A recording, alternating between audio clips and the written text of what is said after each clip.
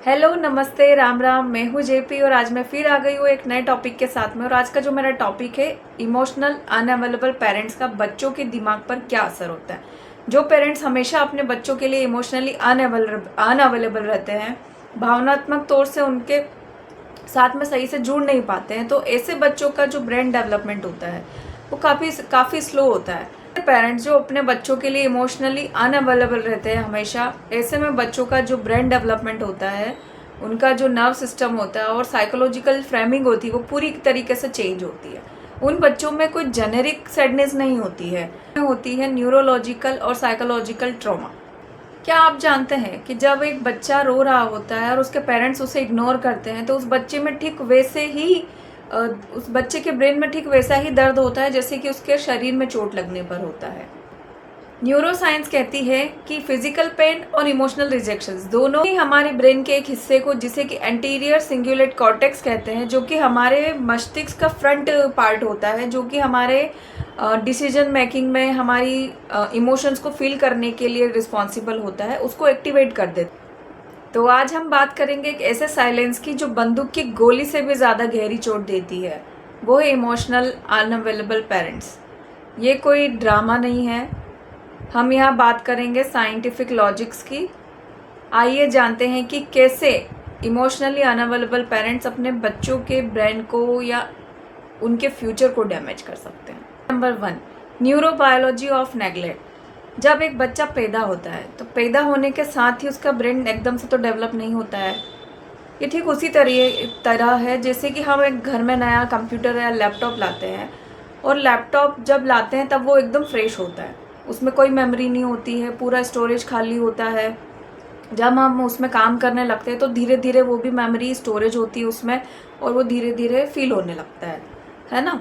ठीक वैसे ही जब बच्चा छोटा होता है, पैदा होता है, तो उसका ब्रेन जो है वो डेवलप नहीं होता है, और बच्चा जो है फिर अपने माँ बाप के जो इमोशंस होते हैं उन पे डिपेंड होने लग जाता है। बच्चे की इस डिपेंडेंसी को साइकोलॉजी में को रिलेशन कहते हैं। जब माँ बाप दोनों ही इमोशनल तौर पर बच्चों के लिए अनअवेलेबल रहते हैं, चाहे वो बच्चे की खुशी हो चाहे वो दुख हो, तो ऐसे में बच्चे का जो ब्रेन का जो डेंजर डिटेक्टर होता है, जो डेंजर को डिटेक्ट करता है, जिसे एमिगडाला कहते हैं, वो ओवर हीट हो जाता है।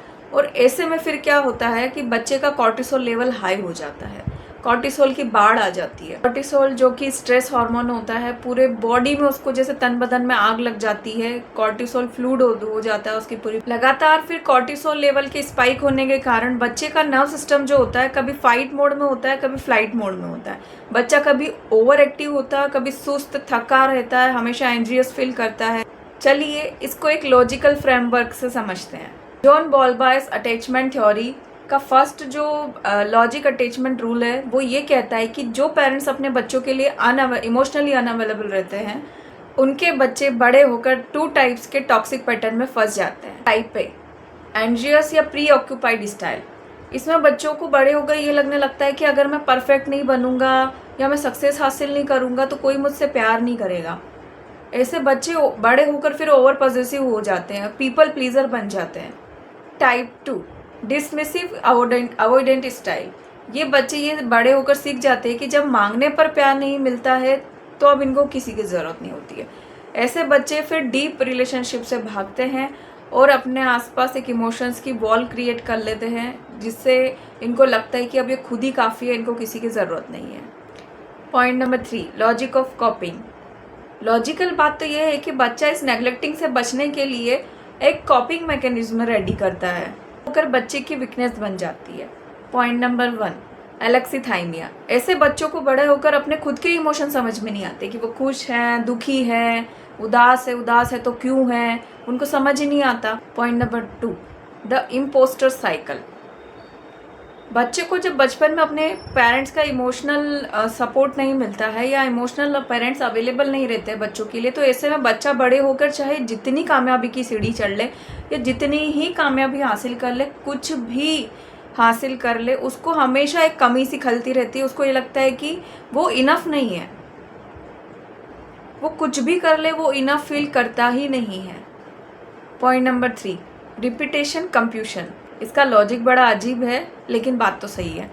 हमारा जो ब्रेन होता है, हमने जिस तरीके की चोटें खाई होती है, हम बार बार उन्हीं चीज़ों को अट्रैक्ट करते हैं। जैसे बच्चा बचपन में इमोशनली अनअवेलेबल पेरेंट से घिरा हुआ रहता है, बड़े होकर फिर वो ऐसे ही पार्टनर के साथ में फंसता है जो उसे नेग्लेक्ट करता है, जो उसे भाव नहीं देता है। एग्जाम्पल मैं आपको दे सकती हूँ कि अगर कोई लड़का या लड़की किसी भी बंदी के साथ में रिलेशनशिप में रहते हैं, तो उनका अगर टॉक्सिक बंदे या बंदी के साथ में पाला पड़ता है और उनका ब्रेकअप होता है, तो दोबारा भी 60% चांसेस ऐसे होते हैं कि वो उसी तरीके के बंदे या बंदी के साथ में दोबारा अपना रिलेशनशिप स्टार्ट करते हैं।